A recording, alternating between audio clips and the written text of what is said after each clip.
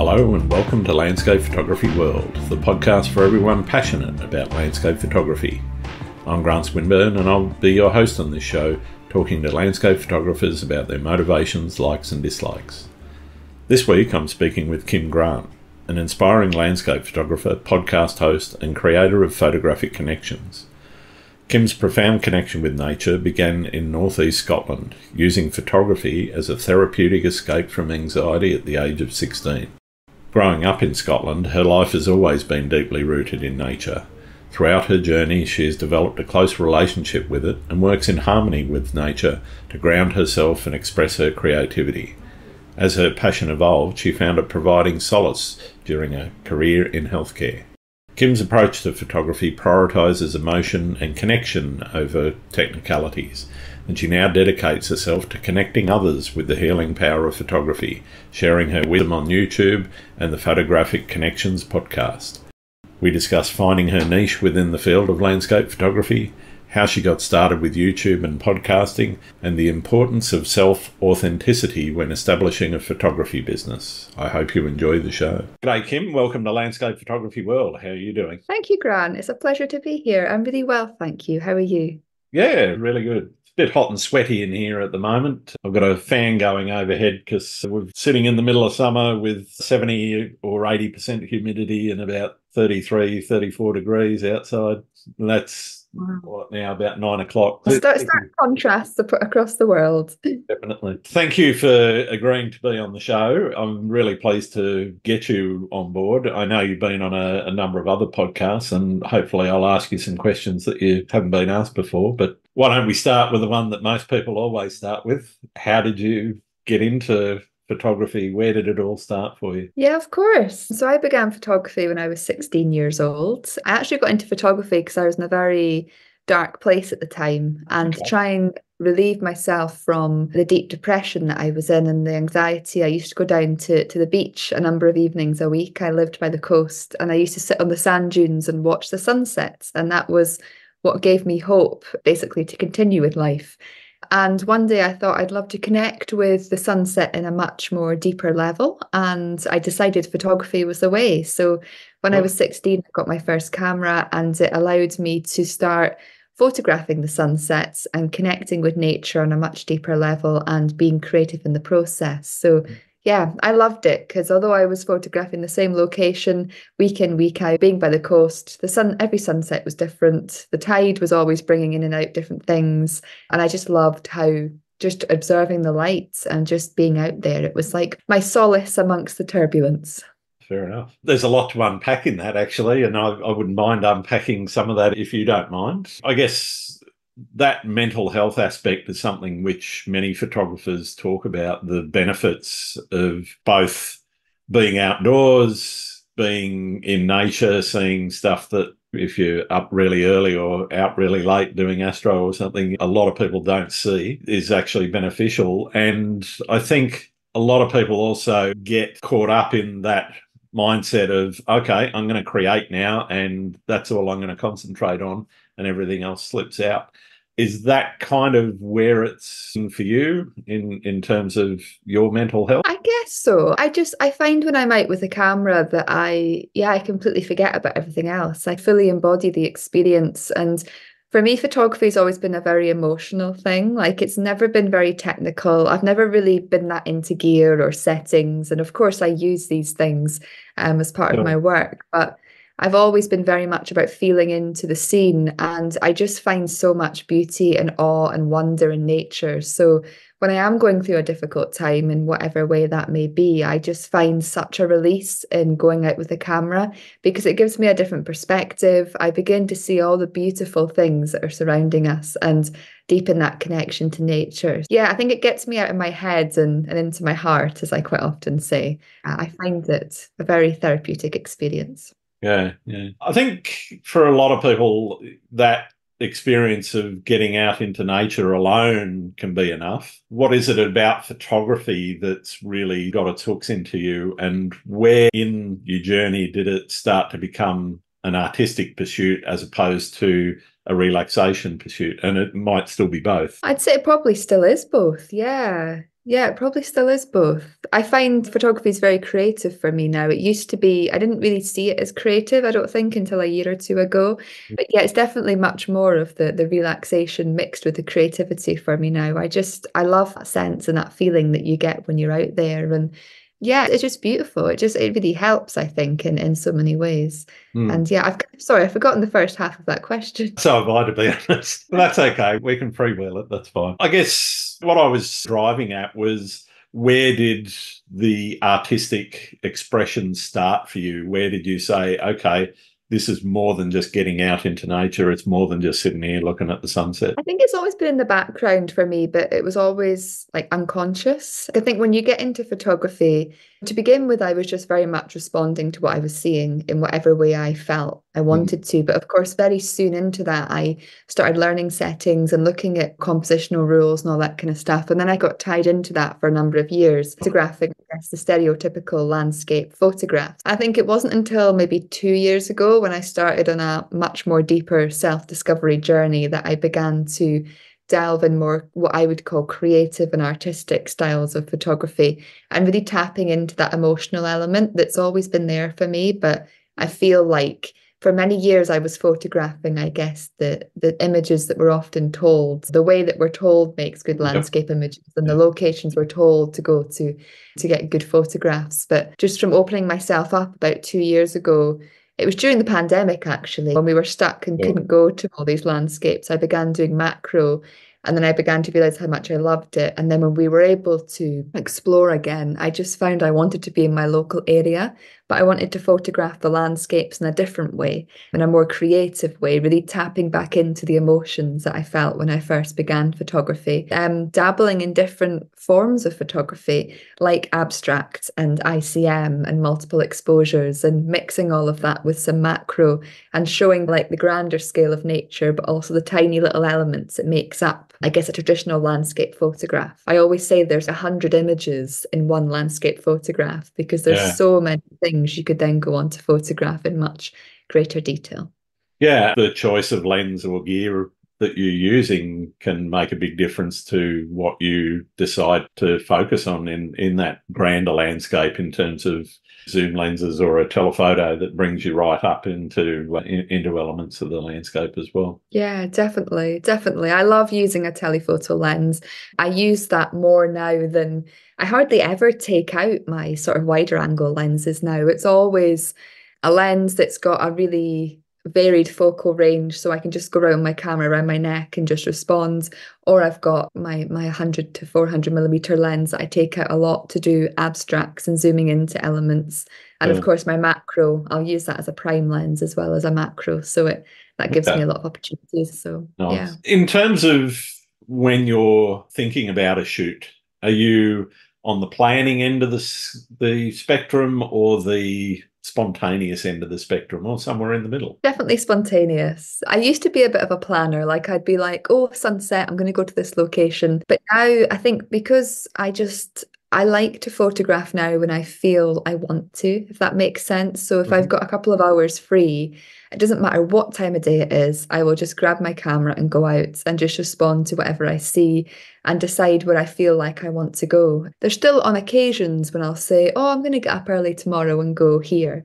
But most of the time, it's just, I've got a few hours free. I'll go out with my camera today and then just see where I fancy going. Because I much prefer doing that now because I have no expectations and it allows me to just respond to whatever happens. And I never go home disappointed now. And in fact, I come home now with much more images that I really like and feel connected to than I used to when I plan. Because I think when you plan, although you're more likely to get the light that people deem as good light, for Sure. instance, golden hours or in storms and stuff, although you're more likely to get that if you plan, you also often go with preconceived ideas and then can be left disappointed. I just love responding. And if nature aligns and light is beautiful, or I'm free around sunset or sunrise, then so be it. But yeah, no, just Yeah. just go out and enjoy for me. I think that's a really good attitude. And what you said really resonates around being able to just go out in any time of the day, or any kind of light, basically. Because I'm with you. I don't think there's such a thing as bad conditions or bad light. They don't exist.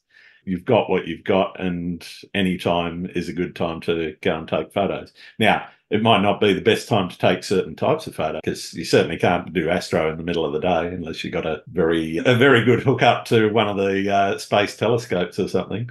But I think that attitude and that dropping of expectations is something that a lot of people that I've been speaking to on the podcast have said for them, dropping away those expectations has really made a big difference to their photography. When did you start to come to that realization and say, okay, if I stop thinking about what I should be taking a shot of and just go out and do it? When did that really kick in for you? I think again it was during the pandemic, because I think when I started doing like macro during the day and I started to be like, wow, even in basking sunshine in the summer, I'm still getting photographs. I would never have thought of doing photography at that time of day before, or even in the pouring rain, really grey day, I was getting images I loved. I thought, why not do this with landscapes as well and just go out in whatever the weather is and respond. And I also think I used to host landscape photography workshops in my local area, and I stopped that last year. But one thing I'd realised through them, we were out from sunrise to sunset usually, but sometimes the best conditions were not the golden hours. They were just random rain showers or rainbows that would appear in the middle of the day. And that opened me up as well to the fact that there really is no good or bad time, really. It's about just, I always say there's no bad conditions. It's just, you just got to adapt to what you photograph depending on the weather and what style you photograph in and what subjects you choose. Yeah, it's been a process of just a number of things opening me up to the fact, you know what, why limit myself? I love sunrise and sunset. They're beautiful times of day, but they're not always accessible. And the busier my business gets, the more I'm not free at those times of day. So just have to go out whenever I've got the time. So with that experimentation also comes experimentation by its very nature means that you're not always going to be successful. You said that your strike rate of successful photographs has actually gone up. I'm just interested, where did that sort of switch for you as well? Because when you're experimenting, I certainly know that I expect, if I'm doing, when I first started doing ICM, no idea what I was doing or exactly how to get the settings right or the movement of the camera the way that I wanted it to capture what I wanted. So how did you learn to deal with those failures, and were there any techniques that you used to then overcome them and say, all right, I'm going to go off and experiment anyway? Yeah, I think for me it was a process of shifting mindsets, and also something that some people might struggle to grasp a little bit. But again, it's getting back into that feeling. Like I notice when I'm really feeling when I'm out there, like I'm really connecting with a subject. I love almost every image I create of it, because I've put so much feeling and emotion and so much time into seeing that subject that when I actually press the shutter button, it's like that image has so much meaning to me in so much respects. So for me, I think it's been more, now I don't go out as much and just snap away. I really feel into the scene. I really look around me. I really connect to it. And then I get my camera out. And I don't know, I'm quite a spiritual person. I just find there's a lot of in photography for me. So when I'm putting a lot of energy and time into connecting with things, I just find that energy's transpired and connected to the photograph in the end. And I also have come to this mindset of actually, what is a good photograph? I work with a lot of people through mentoring and stuff. And I used to critique images, but I don't anymore, because I want them to like their images, not for me to say to them, oh, you could do this or you could do that. Like I might suggest things, but really I want them to be happy with their images. So it's about getting people to think, if you're not satisfied with this, why are you not satisfied with it? Because I'm seeing beauty here and here. And that's the thing, it's we can look at all these award-winning images and there's often a lot of similarities in compositions or light or whatever it may be. But actually it's like, what makes a good image? And to me, it's about, as long as the photographer that's created the image likes it, then it's a good image. Even if it's abstract and out there, it's a good image because the photographer that created it liked it. So I think it's been a process of me just learning to like my images and photograph what I really feel connected to photograph with. I think when you're really true to yourself and what you love, then it just, you're going to love your images. Do you know what I mean? Where I think Yeah. we all fall into this state often, and I have in my journey of photograph what, like I said earlier, what we're kind of told makes good images. And then although we might still like them, we like less of them and we're not as connected to them. So yeah, quite a long answer there, but I hope it makes sense. That's all right. It was a pretty long question as well. I guess one of the things that comes out of that for me is that you happier now with your photography than it sounds like some photographers are, because a lot of people, particularly when they get caught up in social media and comparing themselves to other people's, comparing their work to other people's work, they start to get into that I'm not worthy, the imposter syndrome kicks in. Have you ever had to deal with that? And if so, what have you done? I guess is what you've done so far, how you've gotten out of that imposter syndrome feeling. I've definitely felt that. I think we all do. It's part of being human. And there was something you said there that's quite interesting, I think. But I feel it's all an internal journey. So, how I've tried to get through it is through working on myself. So, it's not necessarily linked to photography, but the more comfortable I become in myself, in my own skin, the more I am accepting of my photography. And if I'm honest, I don't really use social media anymore. I came off Facebook last year. Mm-hmm. I've got Instagram, but I don't tend to actually look at other people's stuff that much anymore. I use it for my own work occasionally to promote my own podcast and my own videos and Sure, sure. show write stuff and things, but I never don't really use it now for inspiration. And even in terms of YouTube videos and stuff, I've been making YouTube videos for 6 years and I used to watch almost every other landscape photographer. But now it's rare that I watch anybody else's videos. And I think it's just because you can so easily get swayed, like you can get inspired. There's some incredibly Yeah, inspiring it's a photographers out there. double-edged sword. It's about managing which Yeah. edge of the blade you're going to use or you're going Yeah. to let into your mind. Yeah, definitely. Yeah, but it is, it's a process. And you hear people speak about it all the time, this imposter syndrome. And like I say, I've had it before and I don't doubt that I will feel it again at some point because I think it comes in cycles.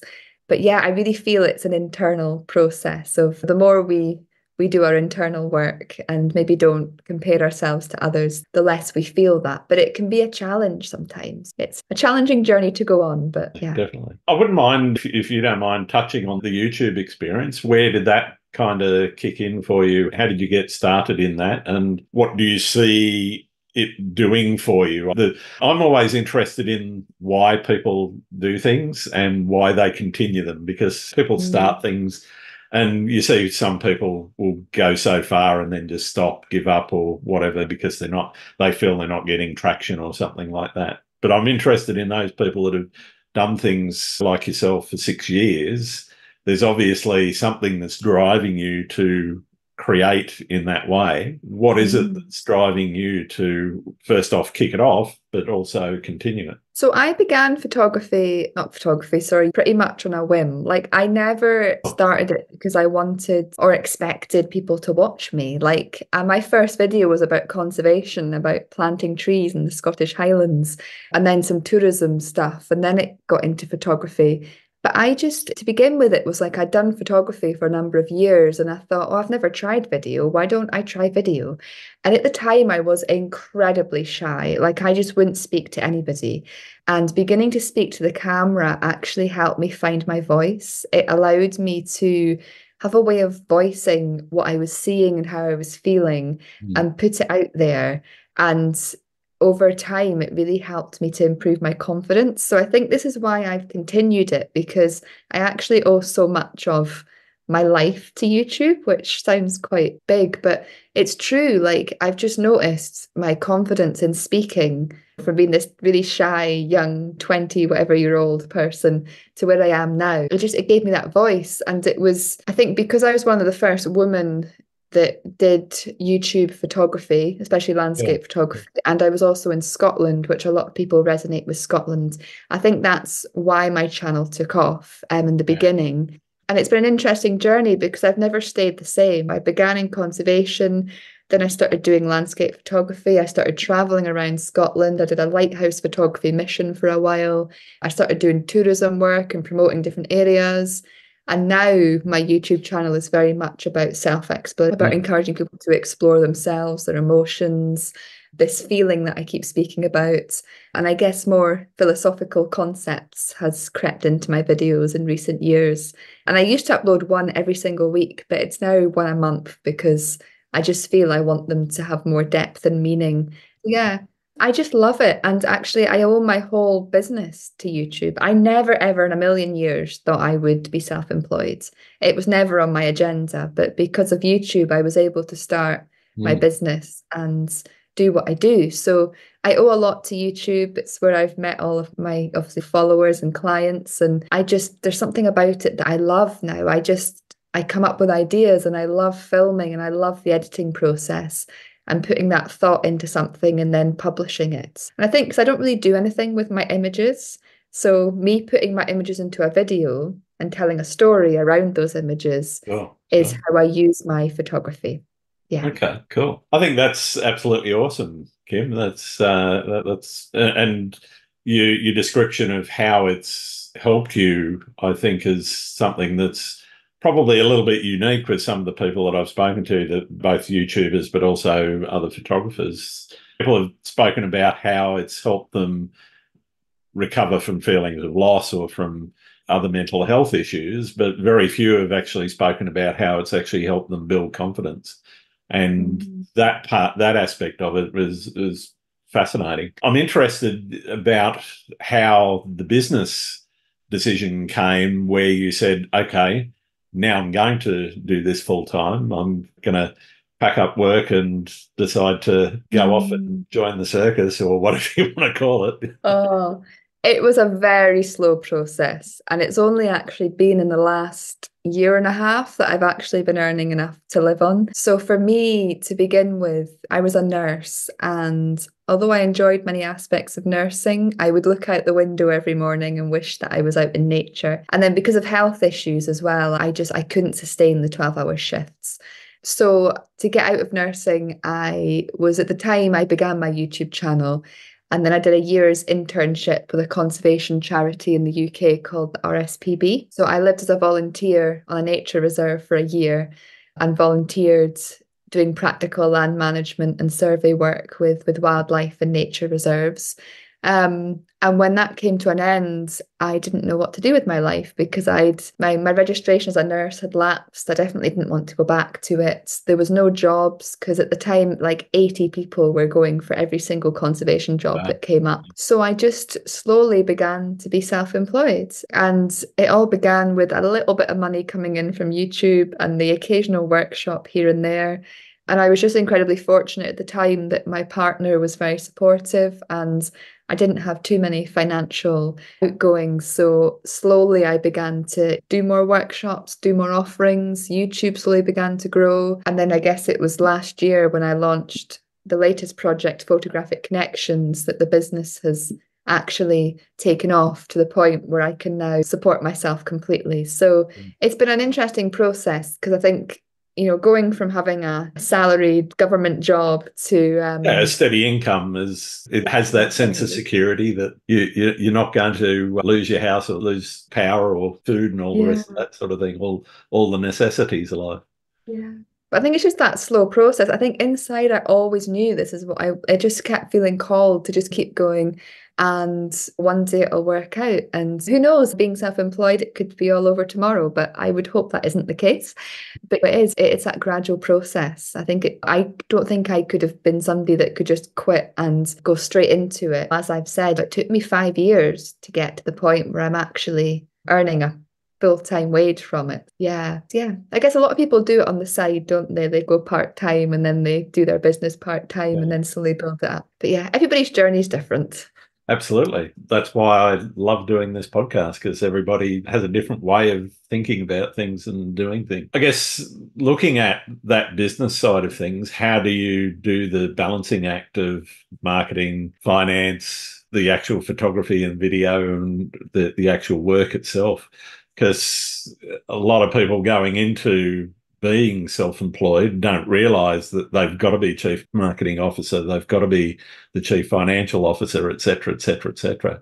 How do you wear each of the hats? What kind of time do you spend on each aspect, the admin side versus the side? I don't really think about it, to be honest. I Okay. think I know this has to be done, this has to be done, this has to be done, and I just do it in amongst everything else. And I set times for the year when I know I'm going to be less busy than other times. And yeah, I think because it's taken me so long to build it up, it's taken me, I've had a decent amount of time to work out the finances and the taxes and the marketing. And Sure. so yeah, it's been a process, but yeah, it's definitely a balancing act. But I think it's like with marketing now, I don't really think about it as much as I used to. It's just more, it just, yeah, I struggle to answer questions like that because I'm not, strangely, I'm not very business minded. I know what needs to be done and I get it done, but I don't really think about it. I just do it. There's a lot of people that do things intuitively, and as you say, it needs to be done. So you just roll your sleeves up and get in and do it. So that makes sense in some ways. I know other people that are very much about this is the business plan and these are the steps that I need to take, etc., and they work through it that way. But I think yours is a really interesting way of doing it. I've tried the bit. I did work with a company, an organization here in the UK called Business Gateway a Oh few yeah, years ago, to try and do business planning and this, that, and the next thing. But it just never worked for me. Like it just never worked.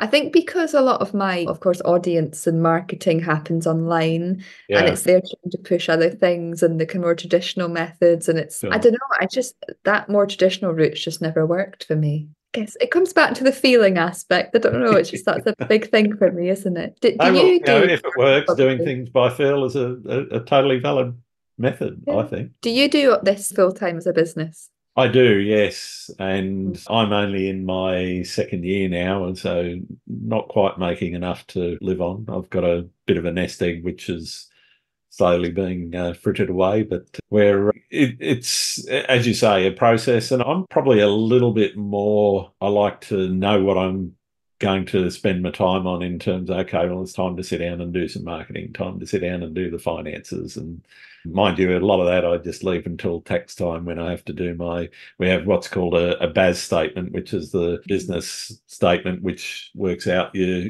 have GS thing. So you've got to declare to the government how much you think you're going to earn and how much you have earned and how much GST you've collected so that you can pay them the GST, etc. Which is not my favourite thing to do or talk about either. But as you said, it's just something that's got to be done. So you just get in and you do it and get it done as quickly as possible and as accurately as possible, and hope you get out of hot water with the government as far as I'm concerned. Yeah.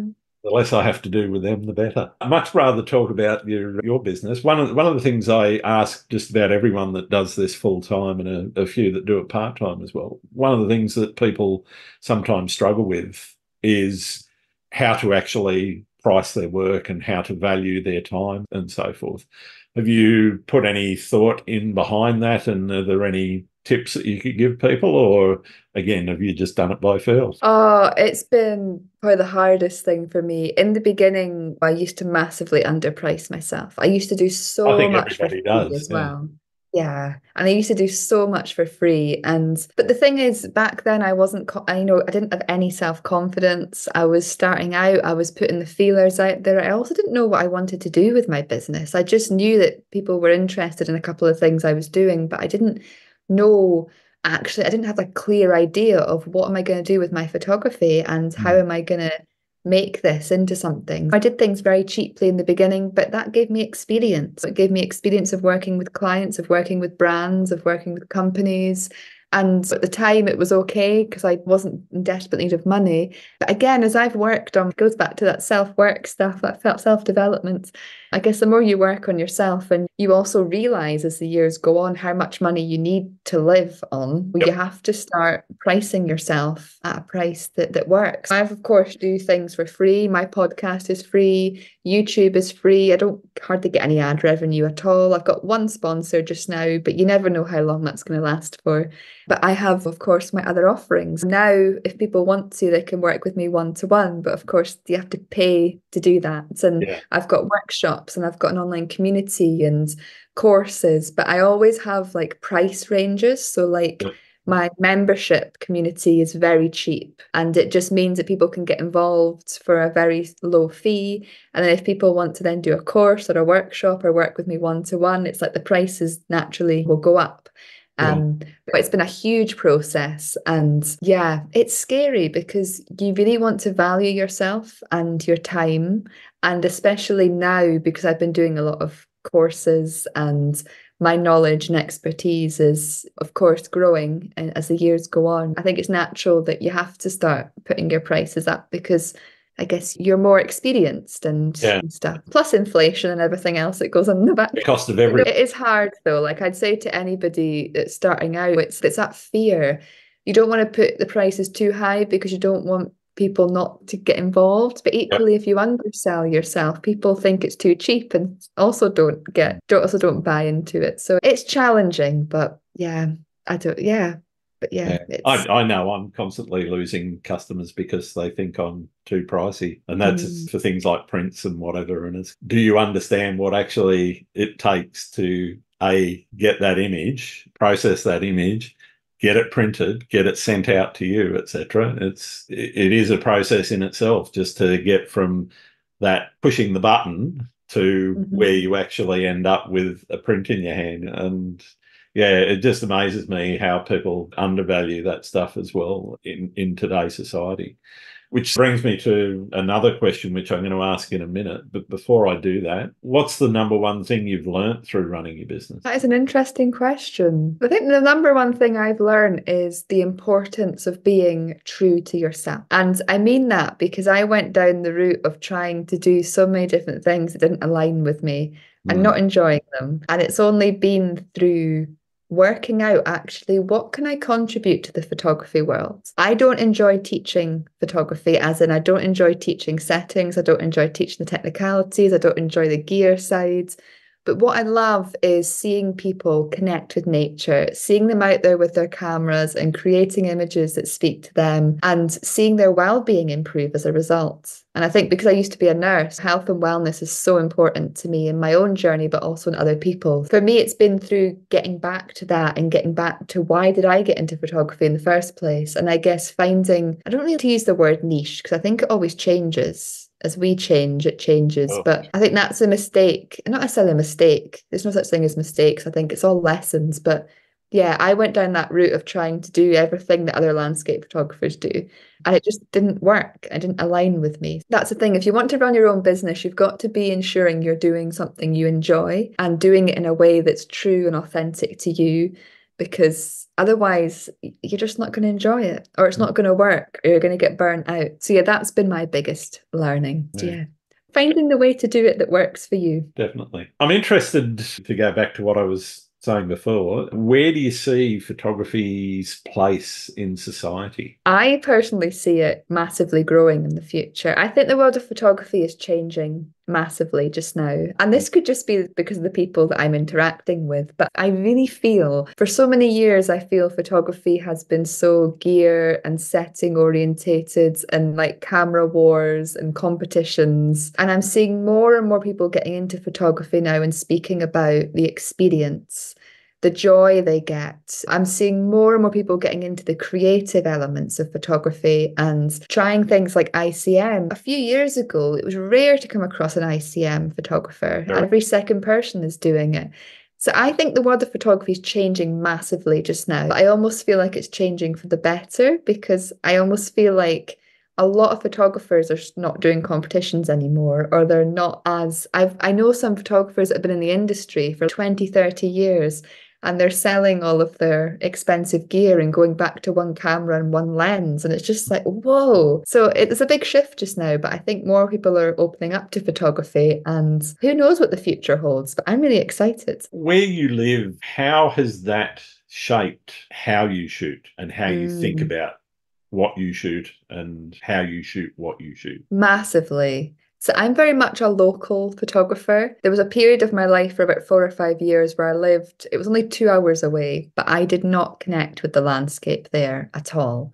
I would go out and still do photography, but I just didn't feel it. And since moving back to the area that I was brought up in last year, my love for photography just exploded again. Of course, I'm based in Scotland, which is renowned for being one of the most beautiful countries in the world for landscape photography, but it's not the famous locations like the Isle of Skye and Glencoe that interest me. I used to holiday in Skye a lot when I was a child, and I think it's a beautiful part of the world, but I've never connected to it as a photographer. I've tried, but it's just Right. not worked. But I love my local area because I just feel such a connection here, and I can just walk to my local woodlands and find photographs that I love. And I'm 10 minutes from the beach and 10 minutes from the river. And I've got everything here apart from mountains. And I just love it. I think being here was what inspired me to get into photography in the first place, with the sunsets at the beach. And now being back here, but connecting more with lakes and rivers and ponds and woodlands, yeah, it massively affects the work I do and my inspiration, definitely. Wonderful. Do you have a memorable experience that you've had out taking photos that you'd like to tell us? I've had so many. Like when I used to travel quite a bit around Scotland to do photography, although I wasn't always happy with the images I'd come home with, I witnessed some incredible places. I think one of the most beautiful and unforgettable moments I had was when I went down to a part of Scotland in East Lothian called St Abbs. Mm-hmm. That could be in the Borders, actually. That's in the Borders. And went to a lighthouse. At the time, I was trying to photograph every lighthouse in Scotland, and just the sunset was to this world. When we got there, it was really grey and overcast and just didn't look like anything was going to happen. And then it was that one of those sunsets that just pops out at the bottom of the clouds last minute. The whole landscape was filled like orange and red, and it lasted 5 minutes. It was just insane. And then as we walked back to the car, this mist descended, and we were walking through this mist at the coast with, yeah, just this blue twilight light. It was just Fantastic. unbelievable. It was so beautiful. And I'm sure there's so many more, like watching the Northern Lights dance. I used to photograph the Northern Lights a lot. And yeah, there's so many. But yeah, I think we've been doing photography for 14 years. It's hard to pick one. I know it's probably an unfair question, but I like to see what it's more about how people answer it than necessarily. It's great hearing some of the stories, and believe me, I've heard some doozies, but it's also about how you answer it. For me, it brings out what's important to you. That's really what I'm trying to drive at. That said, people also, as well as having the wonderful experiences, also have the not so wonderful experiences. Have you got any horror stories or a particular session that kind of went? I don't have any horror stories, but I do remember 2 years ago that I went to the Isle of Skye. And that's the last time I went to an iconic location in Scotland for photography. And I was meant to be going there with a friend for a weekend trip, but I was, of course, going to do photography and film some YouTube videos. And she couldn't make it in the end because her dog was ill. And I was in this chalet by myself. And I went down to a famous location called Elgol one afternoon, and I just felt so down and low.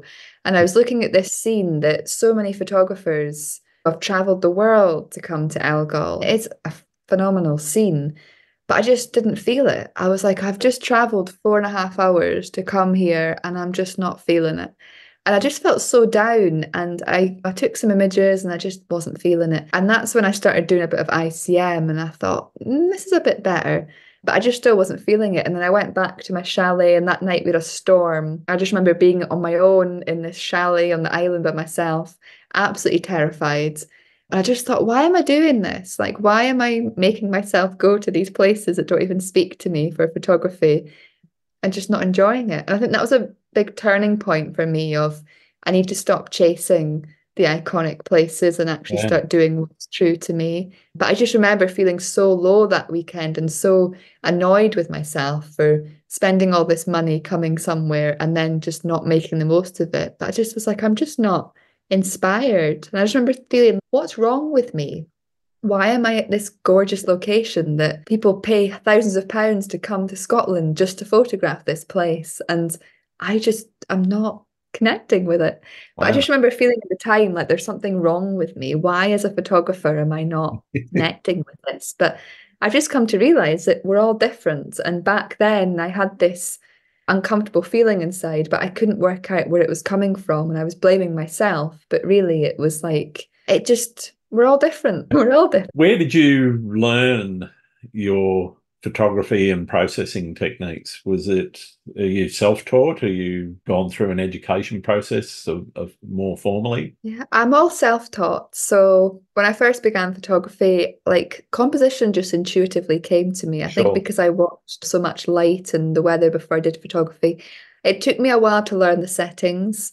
and learn how to use filters and all that stuff. Because it was 14 years ago, like YouTube was a thing, but it was very new. But I remember finding the odd video online, or I'd buy the occasional photography magazine and try and learn from that. It's just learn the basics really, and the odd article online. And yeah, a lot of trial and error. So yeah, completely self-taught. And of course, as YouTube and everything's evolved, and learning more and more techniques from other people that are sharing them. So yeah. Just makes it a lot easier, I think. Yeah, I think maybe sometimes going to learn settings at an evening class or something can be good. But yeah, I think you really have to be out there photographing to really do it. I know a lot of people that have done photography courses and then they never use them again because you're in a classroom and it's just not you, if that makes. But the photographers who have gone out there and actually just learn, I was going to say learn on the job, learn on location or whatever. I liken it to learning a language. If you don't use it, you lose it. You've got to get out and practice it, because it doesn't matter how you're teaching yourself.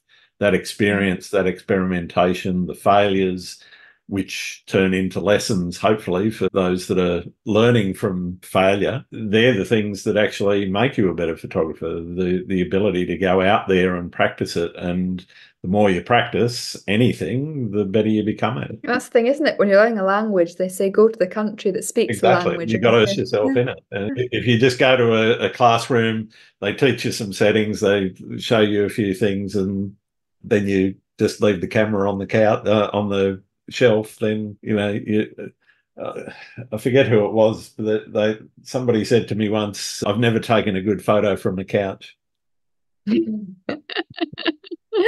I like that one. Yeah. That said, what have you learned about the world through photography?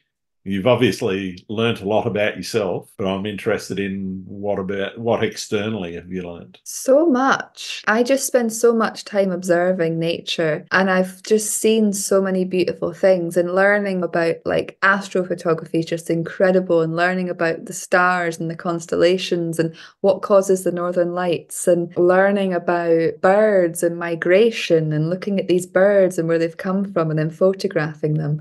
Yeah, I'm very curious. So like when I'm out, I'm very observant, and then just being able to learn about actually what's happening in nature. How do trees grow and all this kind of stuff? Like I'm very curious and interested in it all. So photography's given me the means of and the way of getting out there and seeing nature, and has led me to want to learn more about it as a result. So yeah, I've learned so much being out with my camera. Yeah. Everybody that I've spoken to, there's been a few exceptions which prove the rule, but most people I've spoken to get either into a creative rut or come up against times when they're just not feeling it. Your example in Elgar is a classic example, I think, of where you get to that point where you go, okay, I'm not feeling it. How do you get out of that feeling? How do you change your mindset and shift gears to get around those creative blocks that everyone has? I have two answers to this, I would say. Cool. The first one is if it happens and it's like a short-term thing, so like it's a couple of days, for instance,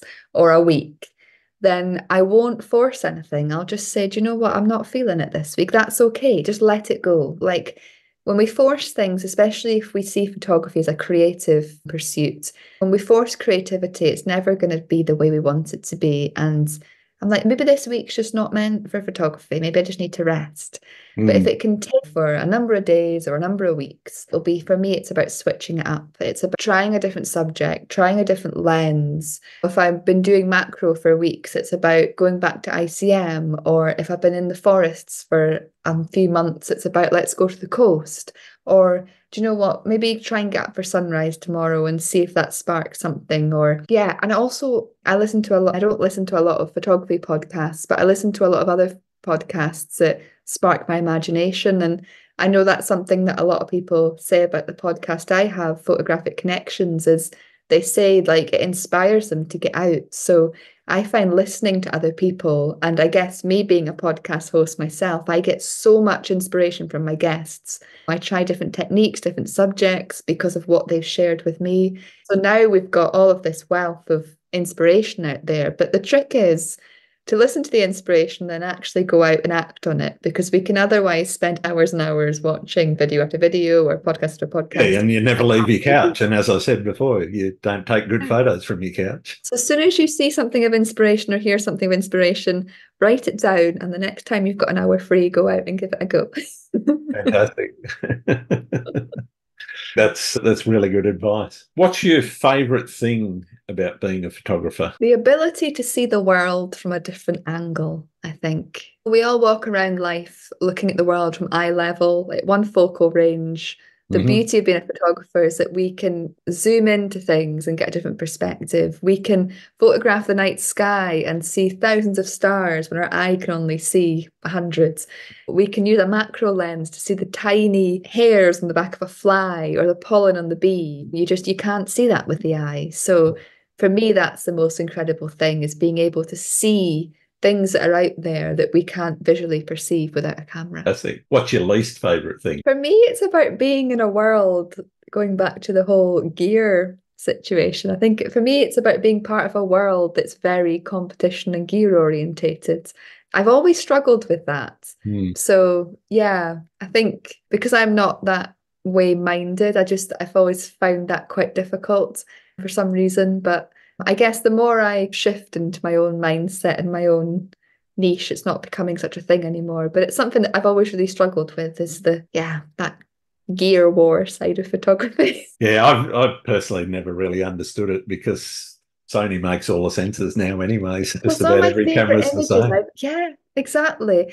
And some of my favourite images I've ever made were taken at the beginning of my journey on a beginner's DSLR. It just doesn't make... I always think there's a camera for everybody, and it's not always about price or megapixels. It's about what works for you. Yeah. When for some people it's going to be a small, compact point and shoot. For other people it's going to be thousands of pounds worth of gear. But each photographer's individual. Yeah, one of my favourite images that I've ever taken, and it's one of the nicest, I won't say the nicest, just one of the most dramatic sunrises I've ever seen, was shot on a point and shoot, because that's what I had with me. So it was, I don't know, back in 2006 or 7 or something like that. And yeah, it's still one of my favourite images, because it just looks so dramatic. But it'll probably never win any prizes. Not that I'm trying. But I'm interested a little bit. We talked about not wanting to talk about gear, and I don't want to talk about the gear so much, but the process from when you get home from a shoot. Are you straight into editing, or are you someone that wants to leave it for a while and let it marinate and come back to it later after you've forgotten and gotten over the initial excitement that a shoot usually gives you? It changes. I think when I used to do YouTube every week, it was a case of go out, film the video, come back, look at you kind of that drive, you had to do it. Yeah. Whereas since I've stepped back a little bit from that, sometimes I can be editing images from weeks ago. Sometimes I will still come back on the same day and look at them that evening, but sometimes it can be a few days later, even a few weeks later. I've let go of that need to process them straight away. I think there's something quite nice I've come to realise of looking back at images from weeks ago and reliving that moment. I think sometimes, I always used to come back and do it straight away. And at the time that worked for me, because I was still in the moment and still excited and looking forward to seeing them.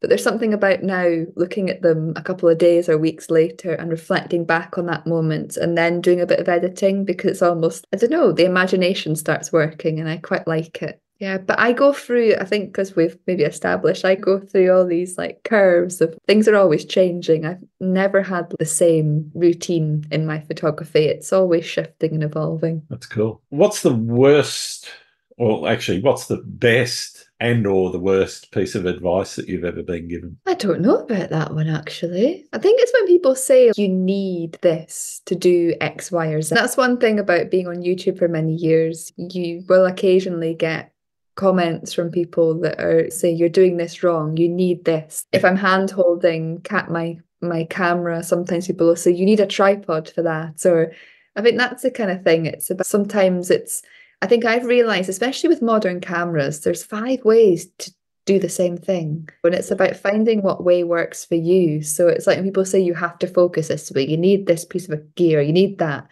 And it's okay, that might make things a bit easier, it might work for you, but it doesn't work for everybody. Or I I think that's the thing. It's maybe a preconceived ideas some people maybe have about things that they feel you need, but that you don't always need. What about good advice? Have you had anybody come up with something that you've said, "Oh, I'm pleased you told me about that"? Loads of times, but I can't, yeah. There's always incredible advice out there and people willing to offer suggestions and stuff. I can't think of anything specific off the top of my head. Yeah. I just love it when you come across somebody that's doing something that's really inspiring. Like you see an image or a Yeah. technique and you're like, wow. And then they are open enough to share with you how they've created it. I think that's beautiful. I love it when that happens. That's always nice. And yeah, so that's happened quite a lot of times. So I can't think of like a specific moment, but I do love it when you connect with other photographers that are open and willing to share how Hmm. they've done things with you so that you can give it a go for yourself. Yeah.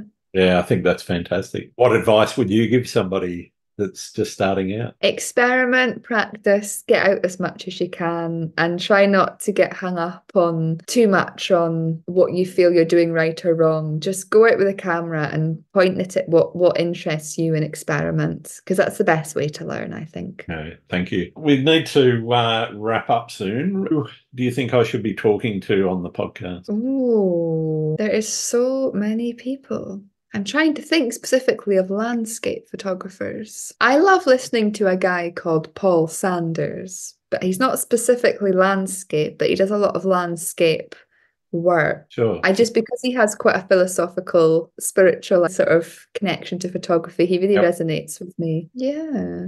I speak to so many people myself. I'm just trying to think of people that might be of interest. Margaret Soraya is a good one as well. I've spoken to Margaret. Yeah, she's fantastic. Yeah. I was having a chat with her. She was really good, really generous with her time as well. Yeah, she's lovely, really lovely. And there's just people like Simon Baxter and gosh, there's so many people. Rachel Talabak. There's just so many. There's just so many incredible landscape photographers out there. It's really difficult to pinpoint one. Yeah, I know it's a bit of an unfair question to put on somebody because they'll have somebody that they know that might listen and go, "Oh, she didn't mention me." Exactly. Yeah. Yeah. I think because I'm in the YouTube world as well, I think everyone expects me to list off all the YouTube photographers, which is why I'm trying to think of people that aren't I can find them necessarily on myself. YouTube. They're not hard to find. Yeah. Yeah. Exactly. Exactly. Yeah. Yeah. That's fine. All right, I've got one more question for you, and for many of my listeners, it's the most important one I ask. Do you like pineapple on pizza? Oh, I know it's very divisive. not on pizza. I love pineapple on its own in a smoothie, but not on pizza. Fair enough. Thank you very much, Kim. It's been wonderful getting to know you a little bit better and to meet you for the first time as well. Where can people find your work other than YouTube, of course? Yeah, of course, YouTube under Kim Grant, or look up Photographic Connections. I've got the website, a weekly podcast episode, Photographic Connections. And yeah, all the kind of workshops, courses, mentoring, and everything that I do is on the Photographic Connections website. And the only social media I use is Instagram. So you can find me under Kim Grant Photography on Instagram. Fantastic. Thanks very much. You're very welcome. Thank you. It's been lovely, Grant. Thanks again for listening to Landscape Photography World. I hope you enjoyed the show and keep listening because I'll be joined by some great guests in upcoming episodes. You can find my work in this podcast at grantswinburnphotography.com. I'm also on Vero, Twitter, YouTube, Instagram, and Facebook. I'm Grant. Hope to see you out shooting soon.